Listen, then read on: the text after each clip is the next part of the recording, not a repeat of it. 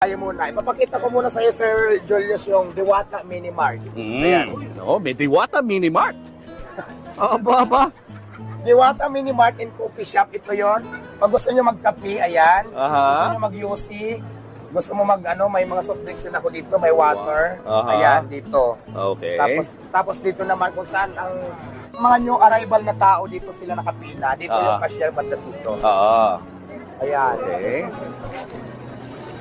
So ito ang pila ng mga customer mo. Yung mga kakain pa lang yan, oh. Wow, talagang pila oh. Tapos nag-orders dito. Ah. Ito yung water station ko. Ang laman nito, holy water ha, hindi mineral water para lahat ng nakakainom dito mabawasan ng mga kasalanan. Kaya Diwata, holy water yan. Holy water talaga.